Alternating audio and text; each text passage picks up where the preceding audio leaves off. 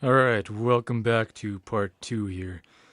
So next I'm going to look at the transport controller and the channel controller from Steinberg. So I'll get my camera ready so you guys can see a better view of the actual devices. So first off is these four main functions main buttons of the controller. And they kind of go without saying, right? I mean, record, play, stop, cycle, or loop, or whatever you want to call it, is highly productive. Having a physical device here, which is labeled properly and made specifically for Cubase. So, kind of goes without saying. Like when you compare it to your keyboard here, like the 0 is stop, enter is play. These are cumbersome. It's not labeled. It's not meant for that. It's sucky. It's gross. It's not nice. And then you got this thing. Oh, good buttons made for it. Perfect. I like. Um, so yeah, very productive for your workflow. And next is this slider device, which is touch sensitive. So right now I have it in locate mode, where if I push or if I just scroll my finger across, it moves the locator device thingamajogger around. And if I use two fingers, like in a pinch mode, kind of like an iPhone or whatever, it zooms in and it zooms out. Very, very handy. And you can move it around, zoom in, move across. Super handy for editing, mixing, everything, recording. There's a few other modes in here as well. There's the shuttle mode, which is kind of like a weird fast forward and rewind thing. There's the jog wheel, which is very slow increments of the shuttle, I think is what it is. There's the scroll mode, which moves your project around. In my case, I just use my mouse. I do this. It's much easier. I have better control too. There's the zoom function, so you can use a one finger zoom like this, which is a little bit more precise than the two finger. And then you have a tap tempo, where you just tap on the thing and it'll adjust the project tempo to what you are tapping on the device. And in each one of these modes, you can still use this two finger zoom in, zoom out function. So that's really, these things alone speeds up the process of everything quite a lot. And it's very handy. Physical device like this works pretty awesome. So more to it. There's all these buttons here. So first is the add marker button. So I'll just scroll up here. So you can add a marker wherever this locator is. Very handy. And then these buttons kind of do a thing of its own. They're kind of in their own category. So I'll do this last. This button right here, I use that quite extensively for, let's say I'm doing the chorus section and I want to record vocals in the chorus section. So I just click on this because this is a chorus guitar. I click on it, hit this button, and then my left and right locators are moved to that section. And then if I hit the shift that button, it starts playing it and it loops it automatically, whatever is highlighted, which is cool. Because then you can just audition, you hear playback, whatever you've selected, cool, whatever, you can double tap the stop, it brings it back, and then you start recording right away. And away you go. Another function, copy track. I've used that a few times. I don't usually copy tracks, but sometimes I do. There's a button there for it. Very cool. Next would be the left and right locators. So you have go to right locator and go to left locator. You can see on the screen what it's doing. And then if you hold down the shift and push these buttons, it sets the left locator and sets the right locator. And that's really handy too. So if you want to set those locators to a specific spot, just boom, done. And I'll show you what I use it for almost exclusively. Is when I have audio tracks like this, they actually only start somewhere about here. So when I'm done mixing a song and I want to export it, you use your locators to tell Cubase where to start the exporting, or where the mix down is going to start. So what I'll do is I'll select an area, so something like here, and I'll push play and I'll see if that's where the song should start. So to me that's too quick. Move it back. That's not quick enough. It's kind of late.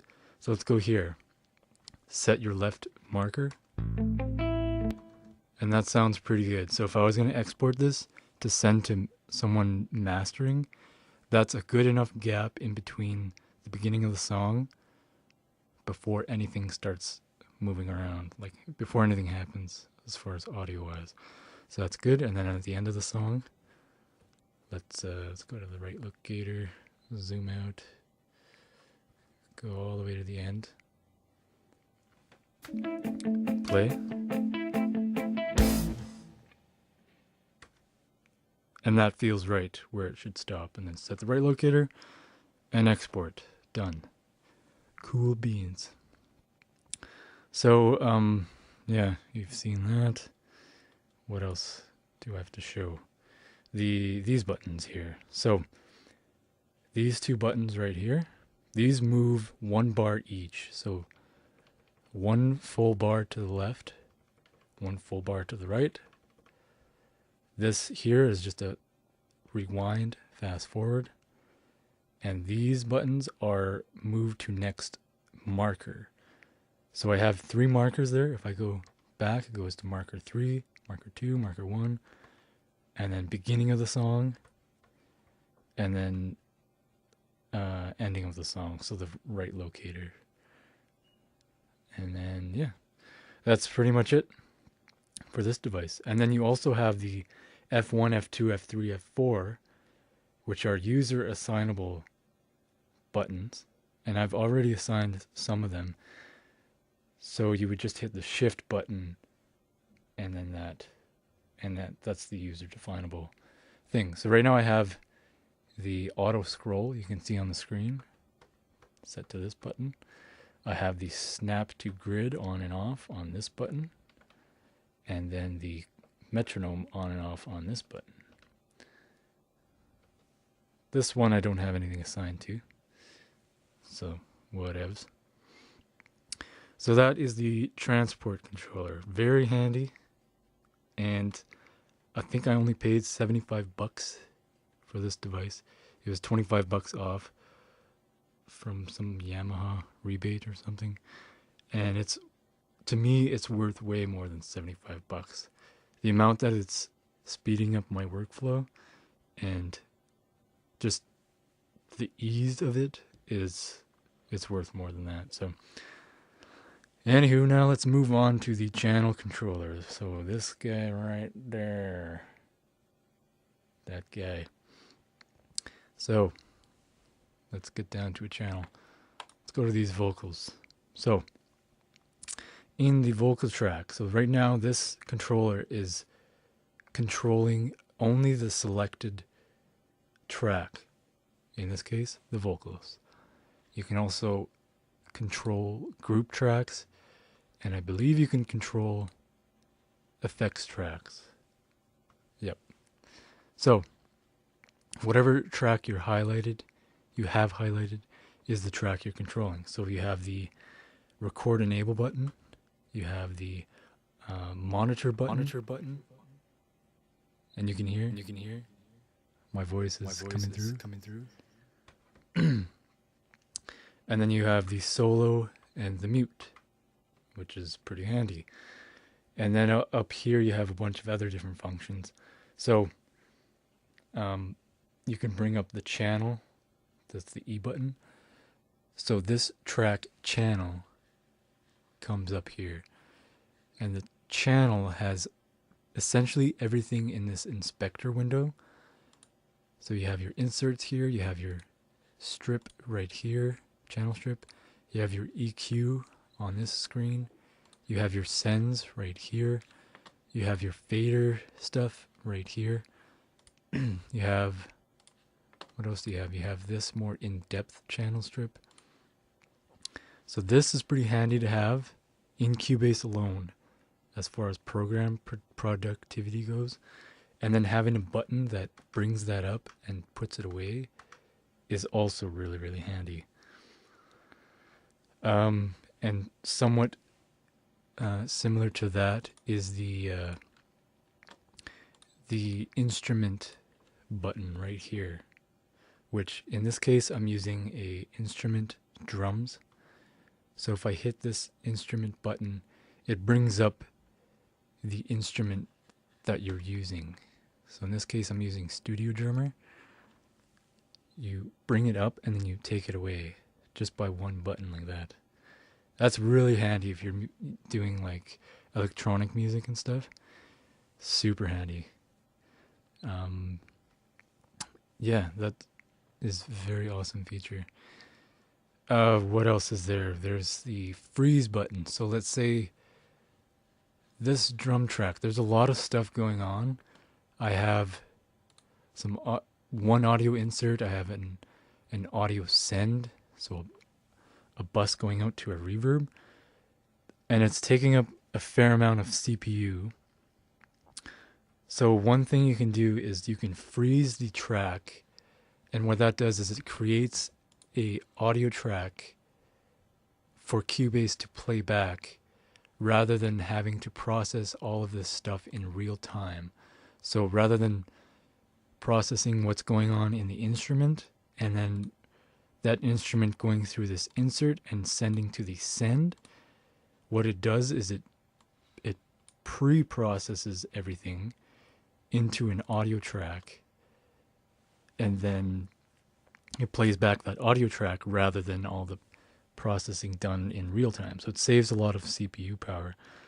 And that freeze button, or that freeze function, is in its own button on here. So you hit the freeze button, it brings up the freeze option, and then you can choose to freeze the instrument only, the instrument and all the channels, and you can unload the instrument to save even more CPU power. So I'm not going to do that just yet. I have more editing to do, and I might change some stuff. So anywho, so that's the freeze button. There's also a folder button, which if you have a track selected, it brings open the automation tracks right here. I think if I go like this, yeah, it doesn't really do anything. So on this track, brings open and closed the automation, and if you're in a folder track, it opens and closes the folders, and that's pretty handy to have. It's just a quick function in its own little button. And next would be the read and the write automation buttons. So I'll show you here on this bass track. I have automation. This is volume automation. You can see all these points. If I wanted to write anything in here in real time, you would have to click this write automation button. So as the song is moving, you can change it. So that's what that write function does. And there's the button right here specifically to do that. So I'm going to delete that. I don't want that. And then the other button here, the read automation. So when it's enabled, Cubase reads this stuff and it makes the changes according to what you have in the automation window here. And if you disable it, then it doesn't follow the automation. So it's pretty handy to have, and it's right here on its own button. And it's colored too, which is kind of handy because anything that's going on here that you want to know about, you know, solo mutes, record enabled, it's all colored as if, or it's the same colors as in Cubase, which is pretty sweet. So that's those buttons. And then on this side here, we have the insert bypass, EQ bypass, and send bypass. So you can see here I have some inserts. Let's bring up the channel. I have some inserts. I can bypass all those inserts within that channel. I can bypass the EQs, and then I can bypass the sends. And that's really good for A/B comparison when you're comparing what you're doing, if it sounds better without or with what you're doing. So that's very handy. Then you have the pan, little rotary knob thing here. And you can set this device to light up according to what you want. If you want the lights to be the brightest at its most extreme left and right, and have no light at all when it's in the center, you can change it to that, as I have it. Or you can have it so that the light is its brightest in dead center. So you can adjust this crap, whatever. Pretty handy. There's also the volume fader, which is also touch sensitive. So it moves the fader up and down. Pretty cool. And if you hit the shift button, it changes the relationship. It's like I think it's 8 times the precision. So you can do 0.1 decibels really easily with the shift enabled. Otherwise it's really hard. It moves quite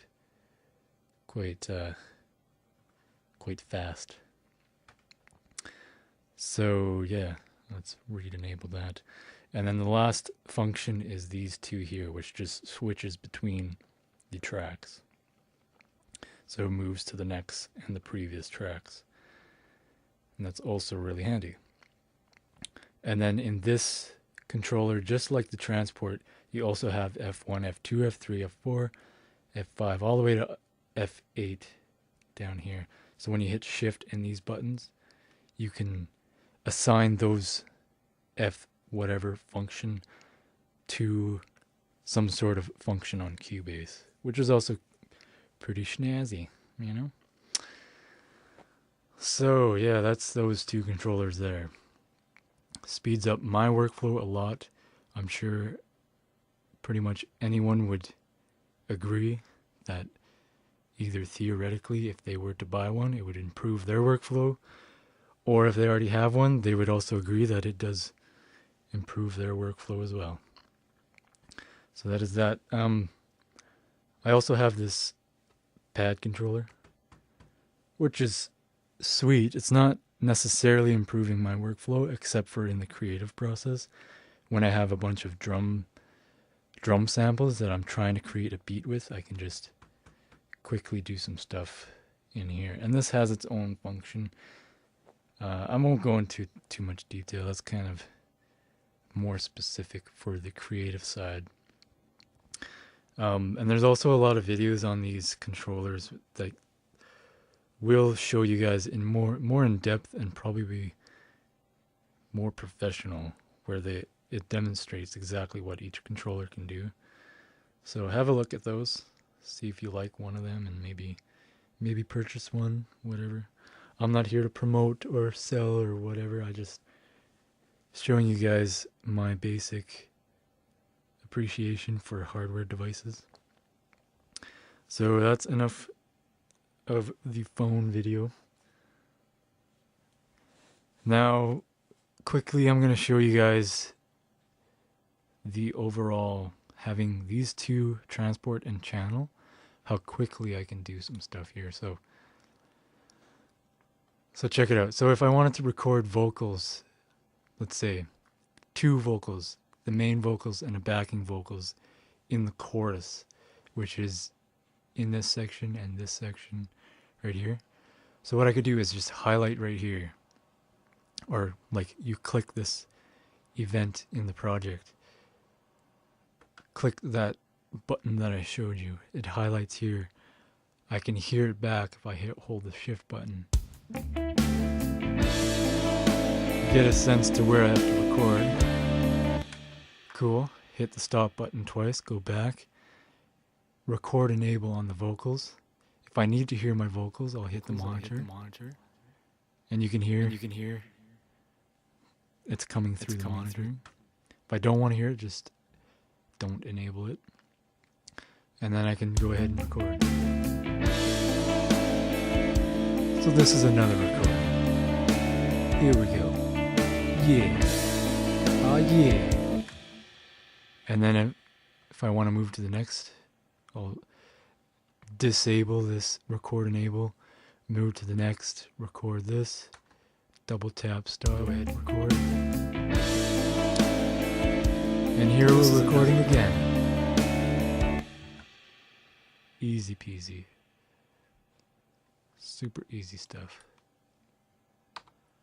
So hopefully that demonstrates the, I want to say, tremendous benefit of having hardware devices that do all of these things.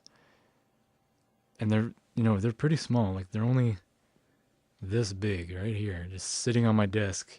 And I'm constantly pushing buttons on here, using the functions and using it to improve my my workflow. So hopefully that demonstrates that importance and the benefit of having those devices. So, yeah, that is that. Next, we're going to move on to the Novation device here that I have in conjunction with the Automap